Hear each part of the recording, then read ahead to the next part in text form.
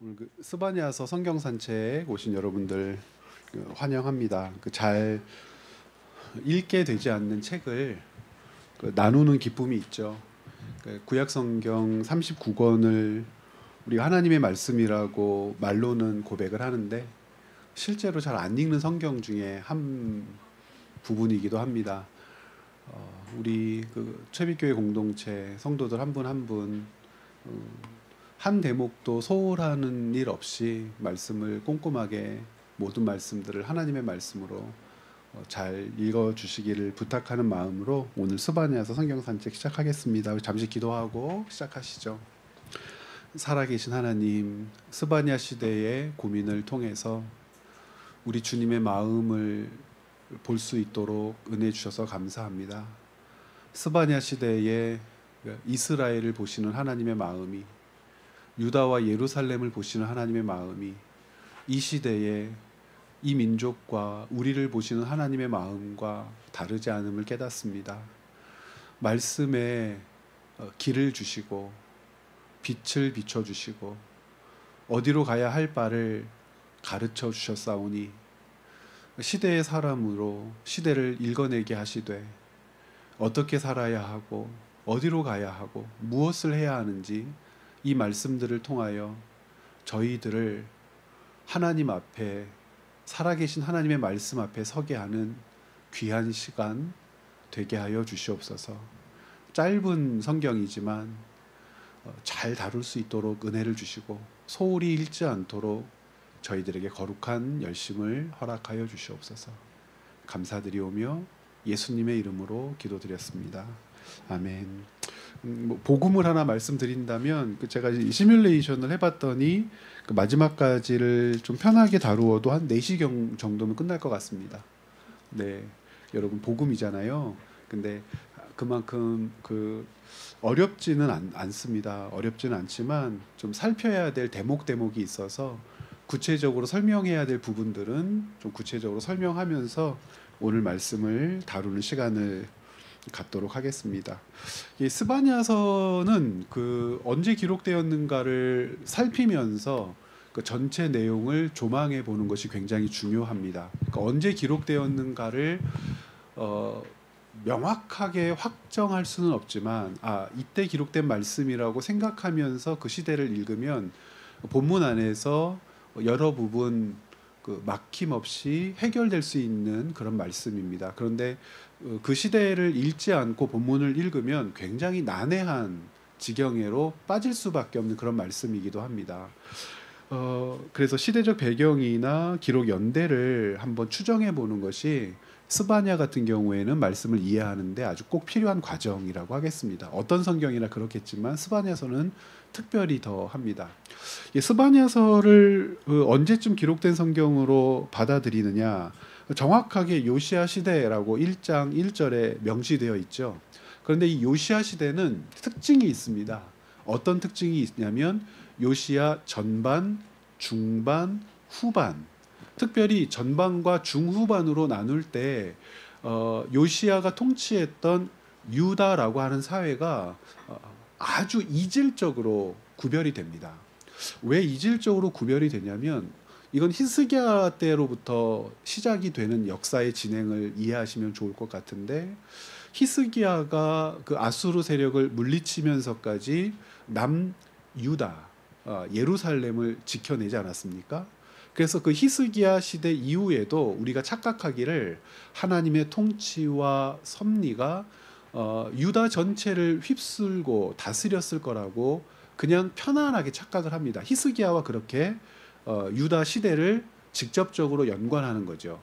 히스기야가 여호와 하나님을 의지해서 18만 5천이나 되는 사네립의 대군대를 물리쳤던 것을 유다 사회가 직접 경험을 했기 때문에 히스기야를 통하여 나타난 하나님의 역사를 목격한 시대의 사람들이 하나님의 통치 안에 하나님과 함께 머물러 살았을 거다. 그러니까 이게 큰 착각이라는 겁니다.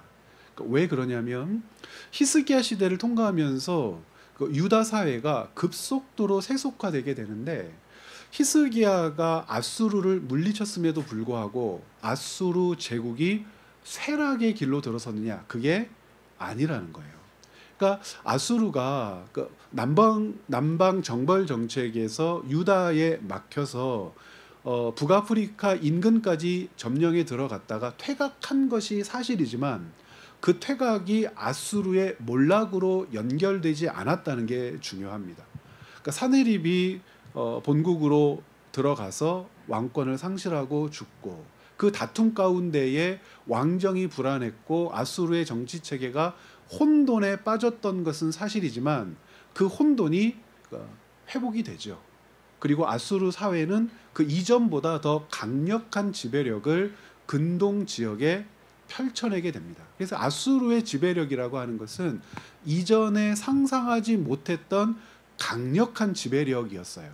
이것이 히스기야 시대로부터 히스기야 시대 이후로 나타났고 히스기야가 통치했던 때의 편안함을 누렸던 이유는 아수르의 불안기였기 때문에 정치적인 혼란기였기 때문에 남방 정벌 정책을 반복할 수 없었던 내부의 정치적인 상황 때문에 히스기야의 유다가 정치적으로 조금 편안했을 뿐이지 아수르가 없어졌거나 아수르가 망했기 때문이 아니었다는 거예요. 그 이후에 히스기야가 죽고 므낫세라고 하는 왕이 등극하게 되는데 므낫세가 등극했을 때의 시점은 어떤 때냐면 아수르의 혼란했던 정치 상황이 안정기로 접어들었고 굳이 남방으로 정벌 정책, 영토 확장 정책을 펼치지 않아도 될 만큼 모든 주변의 나라들이 아수르에게 정치적으로 굴복했을 때입니다. 그러니까 정치적으로 굴복했다는 것은 무엇을 의미하죠? 전쟁을 통해서 굴복되느니 우리가 아수르의 모든 요구에 응하고 아수르의 통치와 아수르가 가진 질서 체계를 인정하겠다는 거. 인정하겠다라고 하는 말도 굉장히 고자세의 말일 수 있겠죠. 그냥 바싹 엎드려서 생명을 우리가 스스로 알아서 구걸할 테니 제발 그 무기로 군대로 우리를 정벌하지 말아 주십시오 수준의 사회였다는 겁니다. 그러니까 히스기야는 어쩌면 산헤립으로 대표되는 아수르 세력을 순간 물리칠 수는 있었겠고 그 이후에 아수르 세력이 힘을 잃었던 때에 통치력을 가지고 유다를 다스리면서 그 나름대로 성과 그리고 편안함을 유지할 수는 있었겠지만 히스기야 이후의 유다는 여전히 아수르 세력 안에 있었고 더 나아가서 아수르에 굴복할 뿐만 아니라 아수르의 정치체계, 경제적으로 속국, 문화적으로도 속국이 될 수밖에 없었을 것이고 그리고 종교적으로도 속국이 될 수밖에 없었다는 겁니다. 이 네 가지 내용이 스바냐서에 고스란히 드러나 있습니다. 그러니까 이 요시야 시대는 언제이죠? 요시야의 할아버지가 므낫세였고 아버지는 아몬이라고 하는 왕이었잖아요. 그 아몬이라고 하는 왕이 므낫세의 51년 통치 이후에 왕으로 등극하게 되는데 이 므낫세의 아들이었던 아몬이 암살당하죠. 중요한 건 누구에게 암살당했느냐라는 겁니다.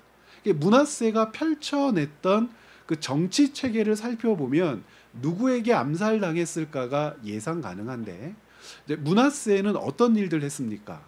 일월성신을 숨겼죠. 그러니까 므낫세의 통치기를 기록하고 있는 열왕기의 기록을 꼼꼼하게 살펴보면 굉장히 친아수르적인 왕이었어요. 그러니까 정치, 경제, 종교, 문화 이 모든 것들에서 아수르의 영향력 안에 있었고 그 영향력이 므낫세를 통해 유다에 펼쳐질 때 므낫세의 유다는 전쟁을 하지 않고 편안하게 갈 수 있었다는 거예요.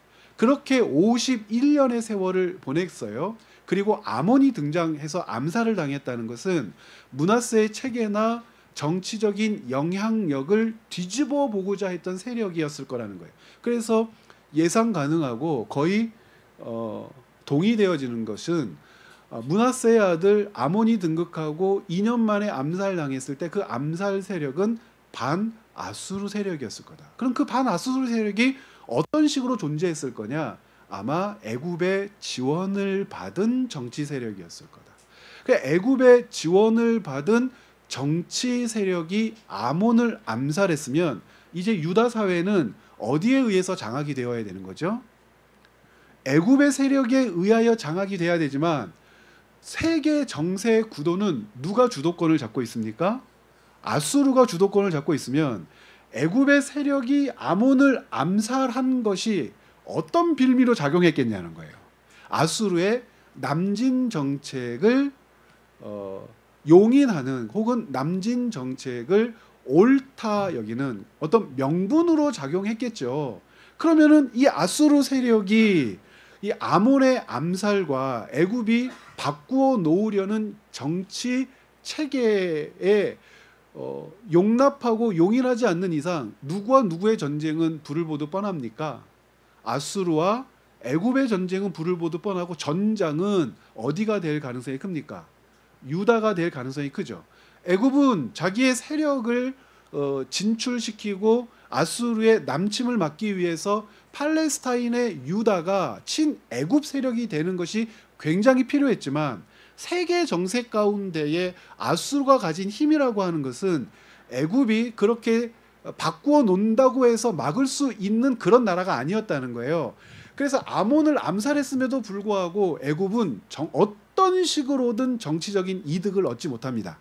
왜냐하면 아수르에 의한 견제 정도가 아니라 아수르가 화가 났어요.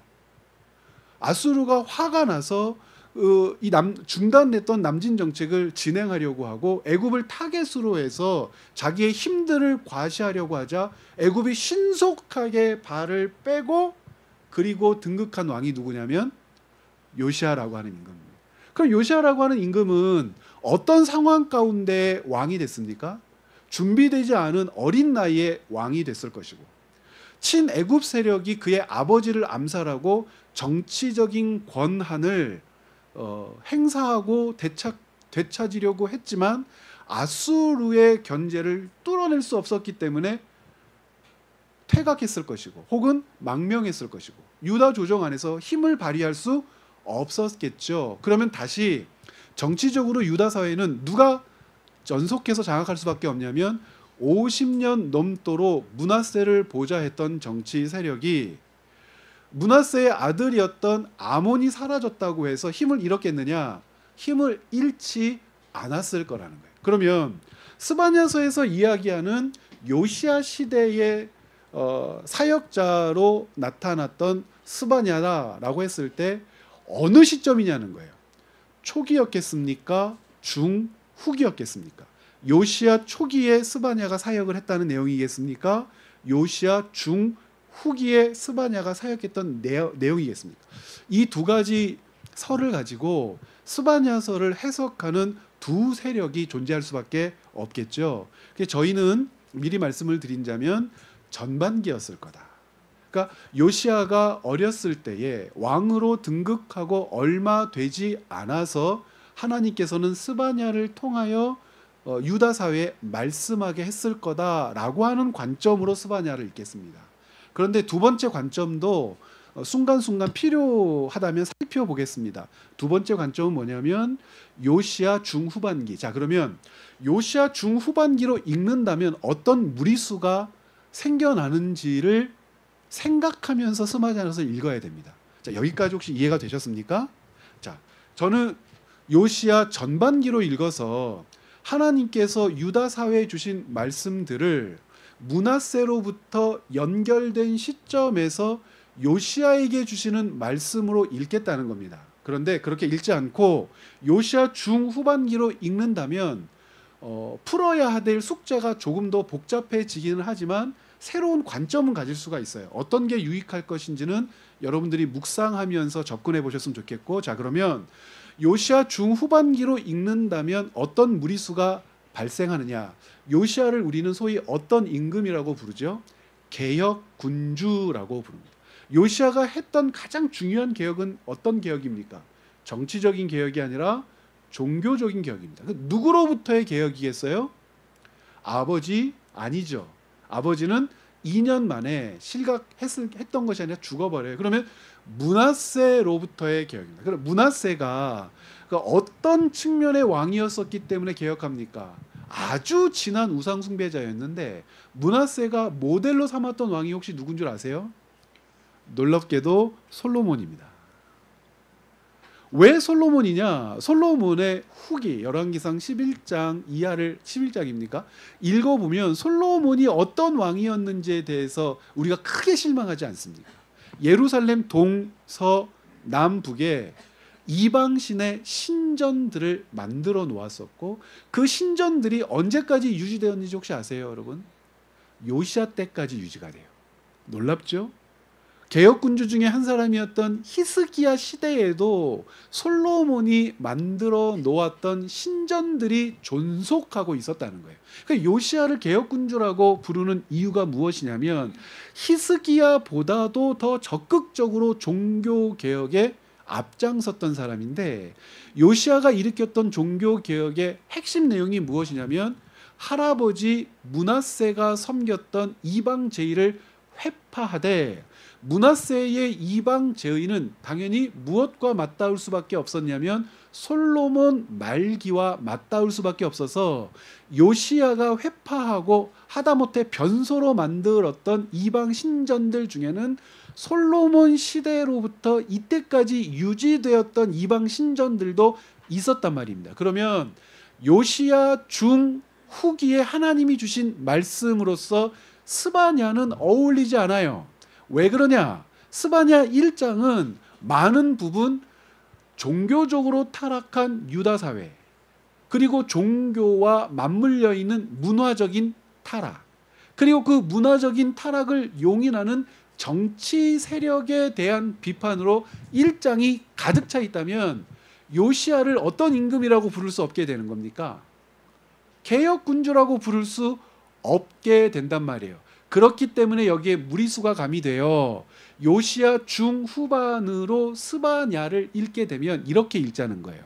어떻게 읽자고 제안을 하냐면 요시야가 죽도록 개혁을 외쳤지만 성경이 열왕기나 역대기에서 평가하는 요시야와는 달리 현실적으로 실제적으로 우상 숭배는 사라지지 않았고 유다 사회에 깊이 뿌리 내려서 요시야도 어쩔 수 없는 타락한 지경에 있었기에 하나님께서 요시야의 개혁 운동에도 불구하고 변하지 않는 유다 사회에 대한 심판이 예고된 말씀이다 라고 스바냐를 해석하자는 제안입니다. 스바냐를 어디까지 뒤로 밀었을 때요? 요시야 통치 중후반으로 그러니까 요시야 시대라고 하는 1장 1절을 읽었을 때 근데 이건 굉장히 무리수가 있는 것이죠. 그래서 우리는 이 시간 어떤 관점으로 읽자고 제가 제안을 하냐면 요시야 시대라고 하는 스바냐 1장 1절은 요시야 중후반기를 이야기하는 것이 아니라 아직 므낫세의 영향력이 상존했을 때 그리고 므낫세에게 충성을 다했던 고관 대작들이 어린 요시야를 보필하면서 유다 사회의 종교적 정신적 타락을 용인했던 시점에 하나님께서 스바냐라고 하는 선자를 보내셨고 이 스바냐의 말씀이 결국 요시야가 성인이 되고 개혁군주로서 자기 목소리를 내기 시작했을 때에 상당한 영향력이 됐었을 것이다. 즉 요시야의 개혁 정책에 있어서는 이 요시야 초기에 활동했던 스바냐의 영향력이 크게 작용했을 것이라고 스바냐서를 읽자는 제안입니다. 근데 여기서 이제 당부를 드린다면 방금 말씀드렸던 중후반기로 읽어도 요시야서는 재밌어요. 아, 유다 사회는 개혁 군주 한 사람으로 변화되는 사회가 아니었구나. 솔로몬 시대까지 소급되어지는 우상 숭배 그리고 므낫세 시대에 꽃을 피웠던 우상 숭배의 그 힘과 깊이 박힌 뿌리라고 하는 것은 사람 하나가 몸부림친다고 되지 않는 참 심각한 지경의 범죄였겠구나라고 읽으며 우리 삶과 우리 시대를 이렇게 조망해 보는 그런 장점이 있습니다. 그러니까 이 두 가지 관점을 함께 이렇게 견지하면서 스바냐서를 읽어주시기를 부탁드립니다. 그래서 시대적인 배경은 이와 같다라고 하는 거죠. 그러면서 이 페이지 여러분 강의 안에 1페이지입니다. 두 번째 단락을 읽어보겠습니다. 그럼에도 역사적으로 요시야 통치 전반, 이 통치 전반과 통치 중후반을 나누실 수 있겠죠. 통치 전반은 누구의 영향력 아래 있었던 시대입니까? 므낫세의 영향력 아래 있었던 시대입니다. 그래서 므낫세의 영향력 아래 있었던 통치 전반이라고 이해하면서 특히 그의 조부 므낫세의 친아수르 정책이 여전히 남아있던 시기로 보는 것이 제 입장에서는 타당하다라고 말씀드리는 겁니다. 요시야의 아버지 아몬은 므낫세를 이어 왕위에 올랐지만 반아수르 세력에 의해 2년 만에 암살당하죠. 그 결과 어린 요시야가 왕위에 올랐으므로 성년이 되기 전까지 통치하지 못했을 것은 분명합니다.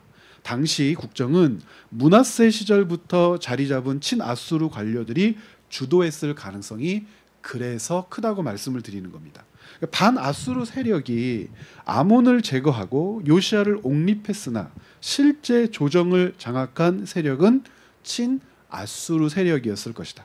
왜냐하면 아수르 세력이 가지고 있었던 힘이라고 하는 것이 애굽의 북진을 어떻게 하고도 남아요? 제어하고도 남죠. 꼼짝 못하게 하는 거예요. 나오면 죽을 줄 알아 이러는 거죠. 그래서 훗날 요시야가 강력히 반아수르 정책을 펼친 것도 이 같은 역사적 대립과 갈등에 기인한 것으로 보이고, 왜냐하면 정치적으로 독립해야 왕 같은 왕이 되죠. 그러니까 정치적으로 독립하지 않으면 누구랑 똑같은 왕이 될 수밖에 없어요. 할아버지와 같은 왕이 될 수밖에 없는 거죠. 그래 요시야가 하나님의 백성 이스라엘을 통치하는, 유다를 통치하는 왕으로 양심적으로 그 길은 가지 않으려고 한다면 당연히 정치적으로 독립을 하려고 했을 것이고, 정치적으로 독립하려면 당연히 유다 사회 안에 뿌리 내리고 있는 친아수르 세력을 제거하는 일에 집중했을 것이고, 친아수르 세력을 정치적으로 제거한다는 건 종교적으로도 개혁할 수밖에 없는 것이고, 이게 다 맞닿아 있다는 겁니다. 그래서 이렇게 강력한 종교 정치의 독립을 꿈꿨지만 그는 지나친 정책 판단으로 애굽의 바로 느고와 무깃도 전투에서 전사하게 되죠. 아수르라는 기록은 여기 여러분 한번 열왕기하 23장 30절을 한번 보시겠습니까? 한번 여기 확인하고 좀 갔으면 좋겠는데, 성경책 한번 찾아보시죠. 이제 여기에서 이제 역사적으로 설명할 게 좀 있습니다. 열왕기하 23장을 한번 펴보십시오. 열왕기하 23장입니다.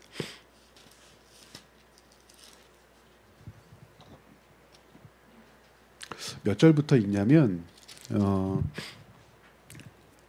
28절부터 여러분 잠깐 보시겠습니다. 제가 읽겠습니다.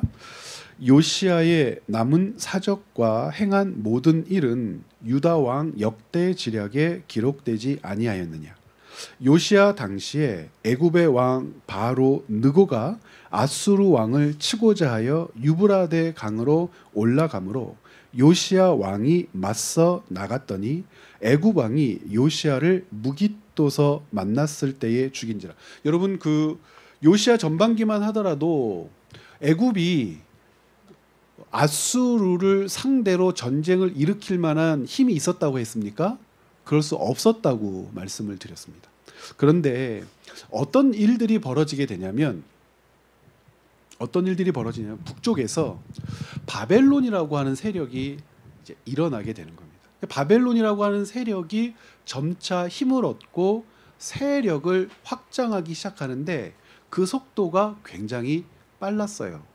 그 즈음 아수르가, 이때는 요시야 이제 말기를 얘기하는 것인데, 요시야 임금 말기가 되었을 때 바벨론이라고 하는 세력은 아수르보다도 더 강력한 세력으로 북쪽에서 일어나게 됩니다.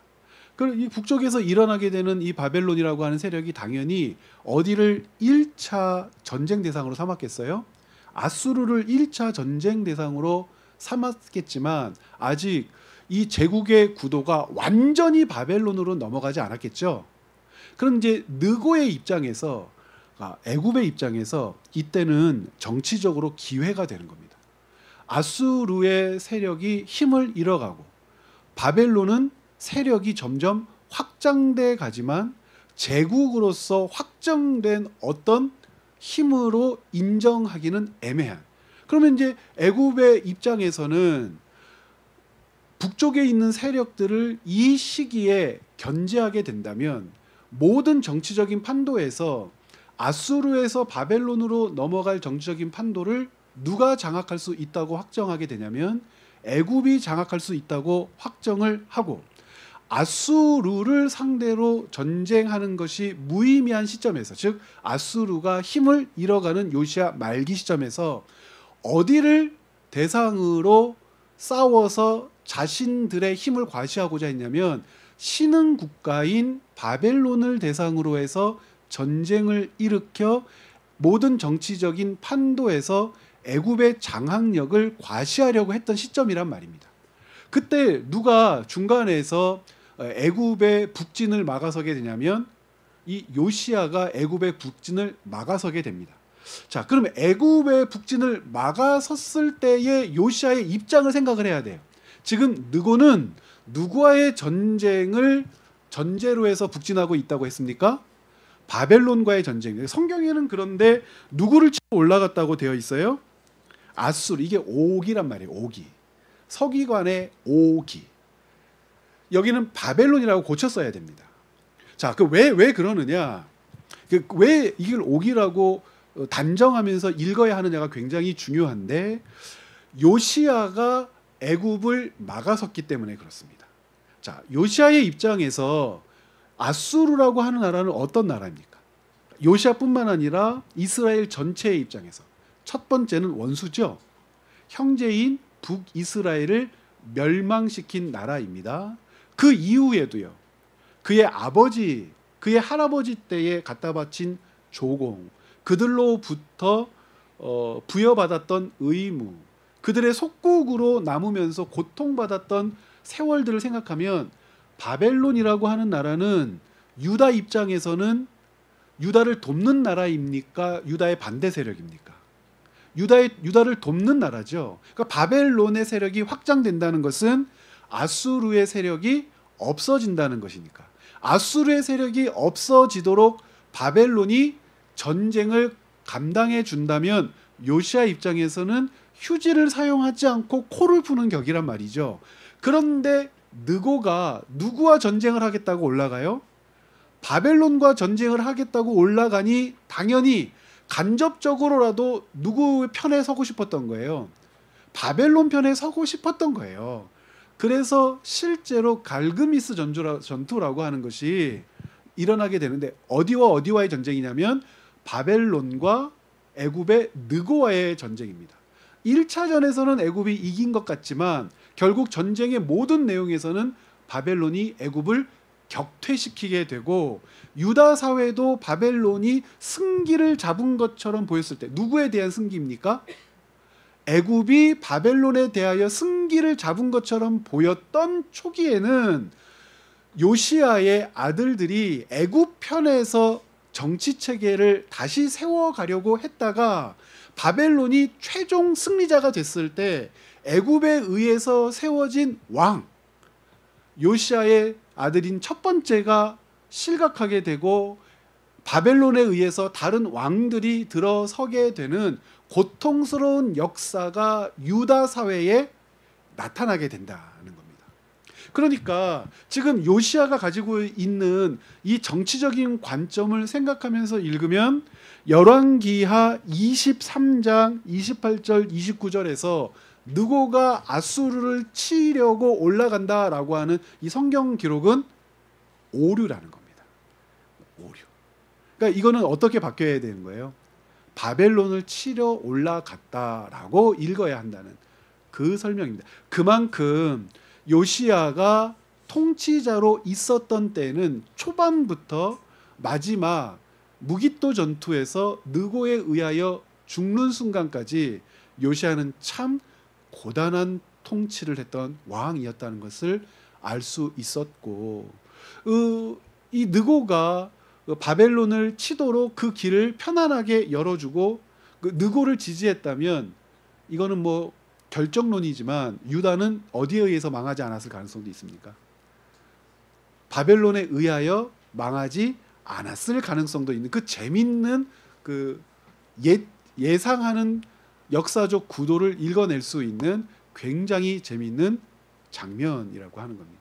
결국 결론은 이 스바냐서를 집중해서 본다면 요시야는 지나친 정책 판단, 이 지나친 정책 판단에는 어떤 이야기들을 담을 수 있죠? 느고가 바벨론을 치려는 것을 방해했다. 왜냐하면 요시야의 정책 판단으로 바벨론은 아수르를 치는 세력이었으므로 원수 아수르를 물리치는 바벨론은 요시야 통치 당시에 동맹처럼 보였을 수도 있어요. 그러니까 유다 사회에 도움을 주는 나라처럼도 보일 수 있습니다. 그렇죠? 그러나 사람의 정책 판단으로 역사는 움직이지 않습니다. 결국 바벨론에 의해서 느고가 완전 퇴각하게 되고, 바벨론의 팽창 정책이 이 느고가 걸어오는 전쟁으로 불처럼 타오르게 되어 아수르는 완전히 멸망하고요. 애굽까지도 바벨론의 영향력 아래, 그러니까 멤피스 일대로부터 시작해서 북아프리카의 상당 부분을 바벨론에 빼앗기게 되고, 고대 근동에서 팔레스타인 지역을 비롯한 애굽의 북부 지역, 아프리카 북부 지역 전체를 바벨론이 먹어버리는 그런 역사적 계기가 되는데, 그 중심에 유다의 왕 요시야가 있었고, 이 요시야는 그렇게 역사의 뒤안길로 사라지게 되었고, 스바냐는 이 역사를 내다보면서 요시야 초기에 요시야가 어떤 통치 전략으로 하나님의 왕으로서의 행실을 감당해야 하는지를 스바냐서를 통하여 보여주고 있다라고 하는, 즉 지나친 정책 판단이라고 제가 짧게 표현했지만 이 표현 안에는 이와 같은 역사적 맥락이 자리 잡고 있다는 것을 읽어주셨으면 좋겠고, 열왕기하 23장 30절에 아수르는 어떻게 바꾸는 것이 옳다고요?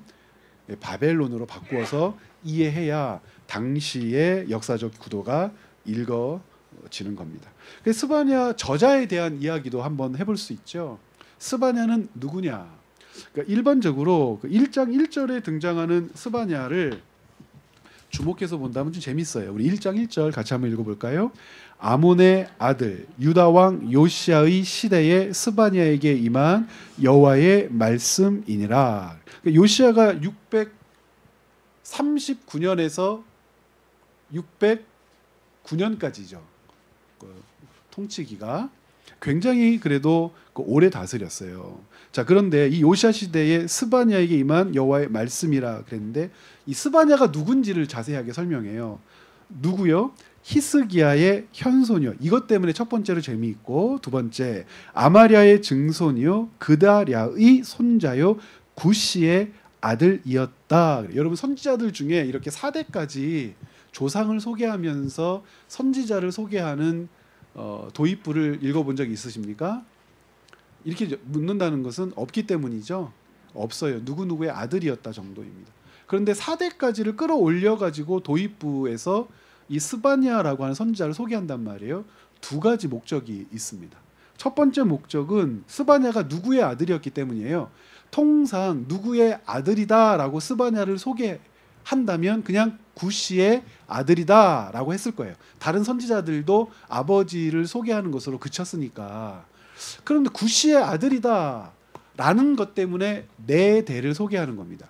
구시는 마치 발음이 뭐와 닮았어요? 구스와 닮았습니다. 구스. 그리고 히브리어에 뭐가 없습니까? 모음이 없어요. 그러면 어떤 사람은 이거를 뭐로도 읽을 가능성이 큽니까? 구스라고 읽을 가능성이 커요. 그럼 어떤 문제가 발생하죠? 구스는 북아프리카의 에티오피아의 종족 중에 한 종족을 이야기하거든요. 굳이 나라로 얘기한다면 에티오피아입니다. 지금 구스는 북아프리카에 살고 있었던 종족 중에 하나를 가리키는 종족 표현인데, 이 하나님의 선지자였던 스바냐가 이방인이라고 소개하는 것이 돼버리는 거예요.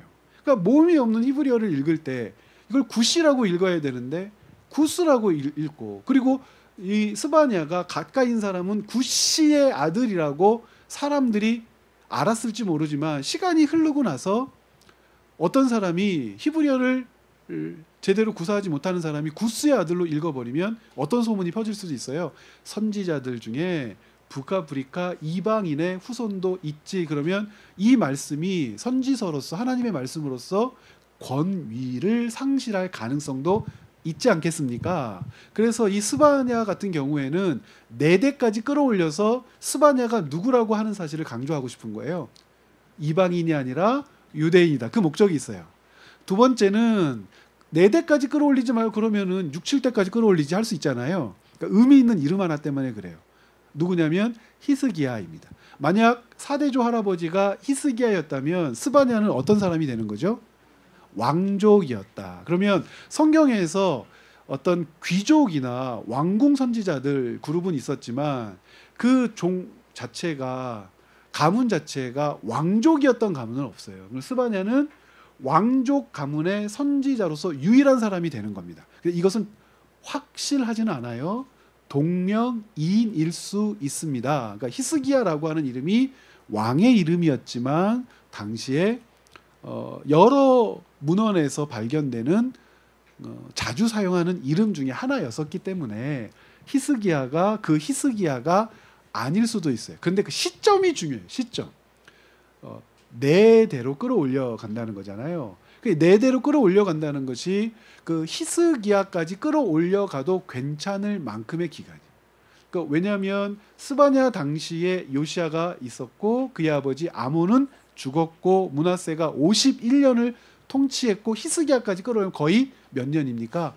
100년 정도가 되는 거니까, 넉넉하게 잡아서 100년 정도가 되는 거니까 히스기야가 조상이라고 소개해도 조금 무리는 있겠지만 그렇게 이해하지 못할 만한 기간은 아니었다면 이 스바냐가 왕족이었을 거다라고 하는 것이 스바냐 전체를 이해하는 메시지적인 측면에서는 유익하다. 그러면 어떻게 되는 거냐면, 왕족이었기 때문에 요시야가 임금으로 있었던 유다 조정 안에 있었던 정치적인 구도를 누구보다도 날카롭게 이해할 수 있었을 것이고, 그 문제들을 하나님의 선지자로서 진단할 수도 있었을 것이고, 무엇이 문제인지 요시야가 이후로 개혁의 방향은 어떻게 잡고 나가야 하는지 스바냐만큼 정치적인 역학 관계에서 유다 조정을 객관적으로 바라볼 수 있는 사람은 흔하지 않았을 거니까 스바냐의 이 기록이 누구에게 직접 영향력을 미칠 수밖에 없었다는 의견은 타당하다. 임금 요시야에게 영향력을 미칠 수밖에 없었다라고 하는 의견은 타당하다. 그래서 이 스바냐서는 배경이나 스바냐라고 하는 이 저자를 이해하고 읽고 읽으면 훨씬 더 풍성하게 이해할 수 있겠다. 그래서 이 스바냐라고 하는 사람을 소개할 때 4대까지 거슬러 올라가서 이 가문을 이렇게 2가지 측면에서, 첫 번째는 혈통적으로 유대인이었다라고 하는 것과, 그리고 가문으로는 왕족이었다라고 하는 것을 예측하게 하는. 그런데 왕족이었다라고 하는 것은 스바냐서를 조금 더 풍성하게 이해해 보려는 측면에서의 해석이지 증거는 있습니까? 증거는 없어요. 차라리 앞에 히스기야 왕하고 시작했으면 괜찮은데 그렇게 하지 않았다는 겁니다. 그리고 히스기야의 아버지 때부터 시작했으면 괜찮은데 그렇게 하지 않았기 때문에 히스기야의 후손이다라고 하는 것이 왕족이었겠는가라고 하는 부분은 확정해서는 안 되지만 재미있는 이야기거리로 1장 1절은 읽을 수 있겠다. 히스기야, 스바냐는 굉장히 짧죠. 전체 몇 장으로 되어 있습니까? 3장으로 되어 있는데 이게 분명하게 나뉘어져 있어요. 1장은 유다 사회에 대한 고발입니다. 그 재밌다고 그랬죠. 아주 세밀하게 고발해요. 첫 번째는 종교적인 측면, 두 번째는 정치적인 측면, 세 번째는 문화 경제적인 측면까지 아주 세밀하게 다룹니다. 이 네 가지 요소가 아주 명징하게 드러나 있어요. 그래서 이거는 지금 정치적인 측면을 얘기하는구나. 이건 문화적인 측면을 얘기하는구나.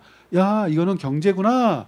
이건 종교구나. 아주 딱 나뉘어져 있습니다. 두 번째 장은 유다라고 하는 사회만 하나님께서 눈여겨보시는 것이 아니라 그 유다와 함께 있었던 이 시대의 나라들에 대해서도 하나님께서 징계하시겠다고 말씀을 하시는데, 재미있는 것이 블레셋에 대한 징계가 나와 있고요. 두 번째, 세 번째 순서는 정확하지 않습니다. 그냥 들어보세요.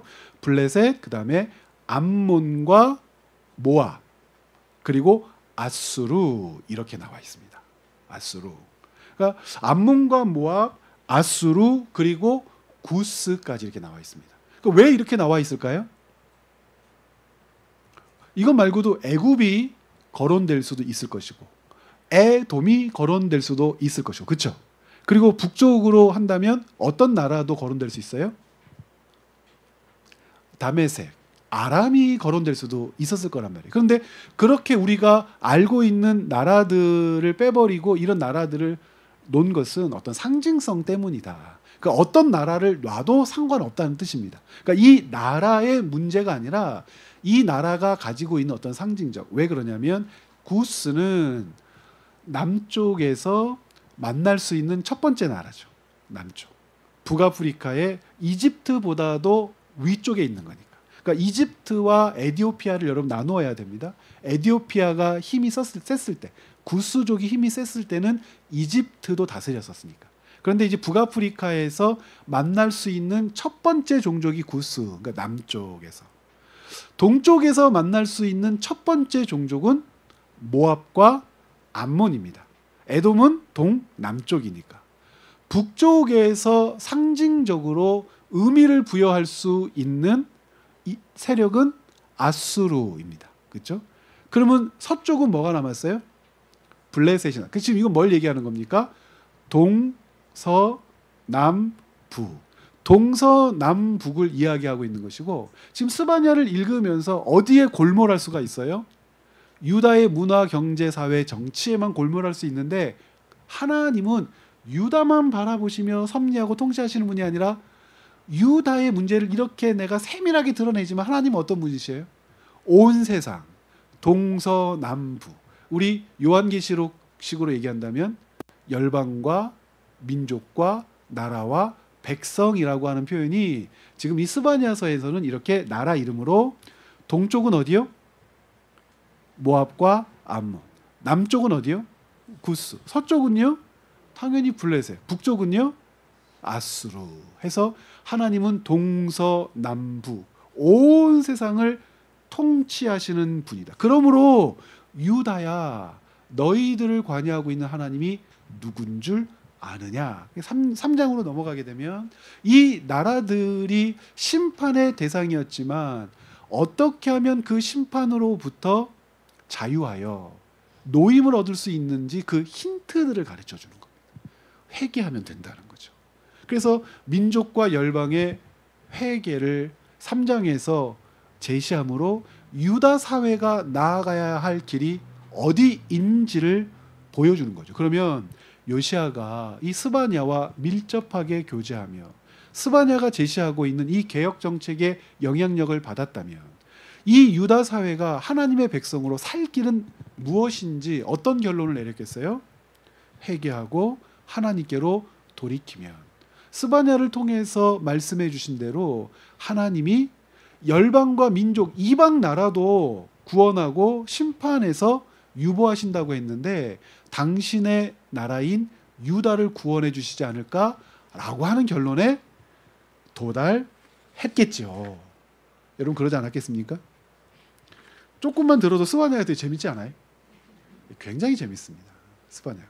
그래서 이제 1장 1절 이하부터 이제 본문을 살피는데, 먼저 쉬는 시간을 먼저 좀 갖도록 하겠습니다. 15분 정도 쉬고 3시부터 1시간 동안 전체를 한번 다뤄보겠습니다. 잠깐 쉬시죠.